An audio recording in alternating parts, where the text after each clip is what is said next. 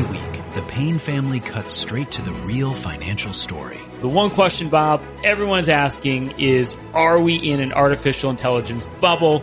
You've been through boom and bust. What do you think? No hype, no myths. Just what actually matters to your money. Does feel very similar to what we experienced in the 90s. Where are we, though? Are we in 1995, 1997, 1999? Listen to the Pain Points of Wealth on the Red Apple Podcast Network. Excuse me! Taxi! This is the 77 WABC minicast. Let's find out what's going on in the Middle East or Iran. Yeah, there's a lot of things going on. And who better to talk about all of this than Trump's special envoy, General Keith Kellogg. General Kellogg, we love you. It's been so nice to reconnect with you. I know you've been busy since the last time you were here on the show. So fill us in first, I guess, off on Iran. What is happening? Because it looks like President Trump is saying time may be running out for Iran. Iran has been blustering a lot in the last 24 hours, and it looks like, according to President Trump, the Armada is pretty close to being in theater. Yeah, Rita, well, thanks for having me, and it's great to be back on your show again. Look, the fact is Iran has really been decimated, both politically with the eruptions they've had in the streets, and also their military. Their military was, there was a lot of concern about the United States or somebody going after their nuclear sites, and we proved that they were a paper tiger. We proved that with our attacks in there, that we were able to get in and get out and attack Fordo, which is their primary nuclear site, and we're able to just set their program back. And they're really like a proxy state of Russia. But I think a lot of what you see right now, the demonstrations that you see, I think you're looking at a regime that is getting ready to fall. I hope in the near term. It's unfortunate because they will have the weapons, kind of control the streets, and they've got the weapons. But the popular uprising is there, and they don't have a strong surrogate, somebody helping them out. They lost their surrogates in the Middle East, meaning both Hamas and Hezbollah, who were beaten by the Israelis. So now they have to depend on the Russians. And the Russians are really a surrogate of the Chinese. So I think you're starting to see a change. But again, the mullahs have got the weapons, and as long as you've got the weapons, you can kind of control the actions. But the people are kind of speaking out more and more, and we're starting to see that. And I think their time is limited right now with the Iranian people. And this goes back, I can remember years and years ago in the mid-'70s when the Shah was still in power. And it's just a matter of time till I think the mullahs are overthrown and you have the returns to somewhat of a, I hate to use the word stable, but like a stable democracy in the future, and then it's going to be up to the people. It doesn't mean the Pavlovis are coming back, but it does mean that the people have more control. And, General, it looks like the squeeze play is on. They're moving the Armada closer to Iran, to the Mediterranean there. And the question is, what is the truth about how many people are dying? Does anybody really know what the truth is?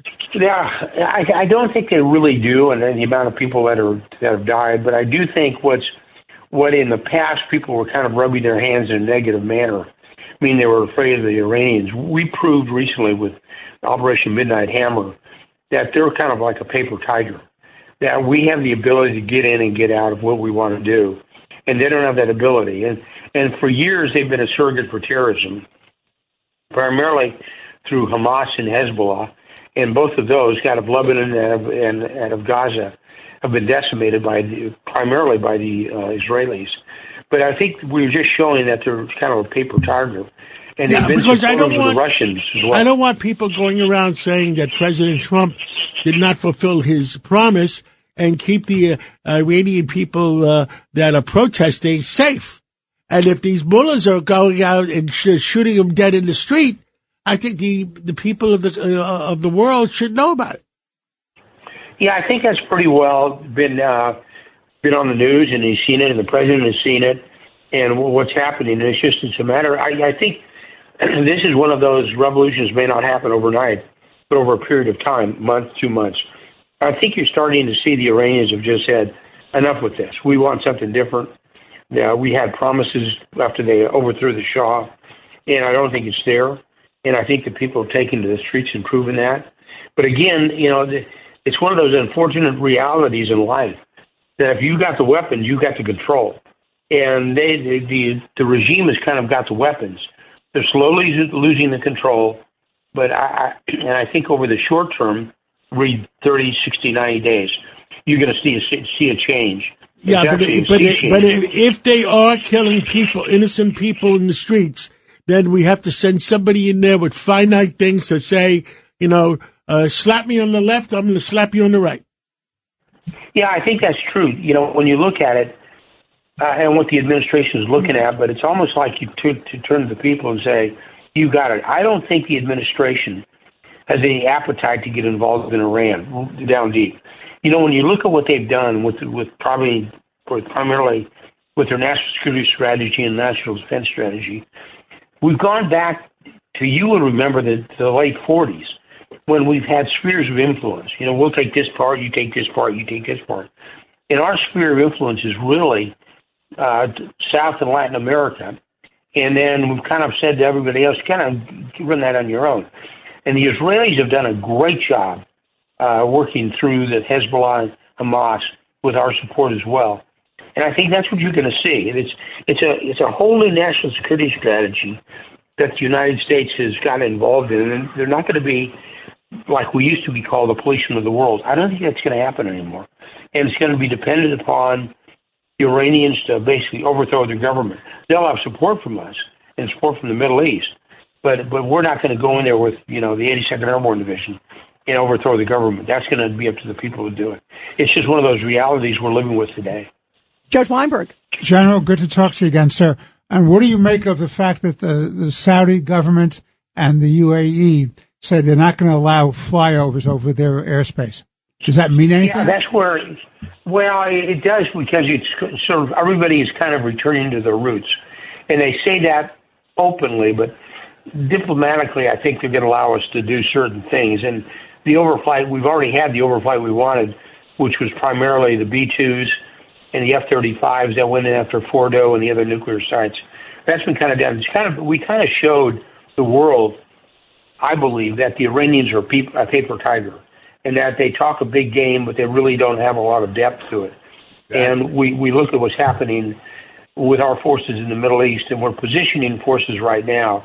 And I'm reading the same news reports you're reading, that something could break in a week or so out there. If we find out, if the president finds out they're attacking civilians, I think it's a whole new game. So I would say right now, everybody kind of hold fire, see what's happening out there, meaning ourselves, and see what happens and see what the president wants to do with his national security strategy and his team. And he needs focused again on primarily things like Venezuela before we get involved back in the Middle East. I don't think, John, I don't think we really want to get involved in the Middle East again unless we have firm commitments from, let's say, the UAE, Qatar, Saudi Arabia. And I know we're making this more complicated, but it is complicated because I still don't understand the Turkey, Pakistan, India alliance and where that puts us with Iran.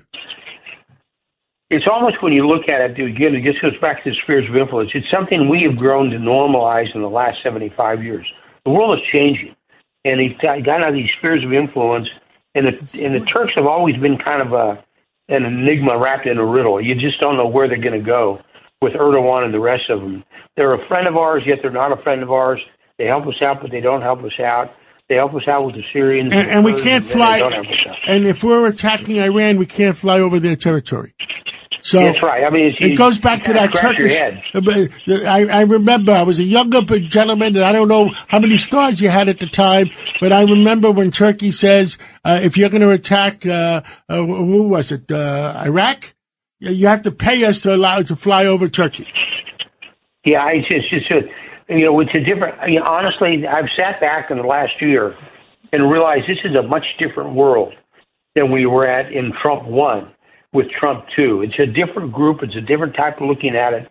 And it's sort of like he's matured, meaning Trump, He saw the first 4 years with all the problems, 4 years in, for lack of a better term, exile, kind of hardened his thoughts, and he's pushed him into Trump 2, which is different than, and I really do believe this, Trump 2 is significantly different than Trump 1. When it comes to national security space, you can see it now. I think Marco Rubio is a superstar. Yes, he I is. think he really understands it. He's really what he's doing, but he's almost like a one-man band. Yeah. And what he's doing.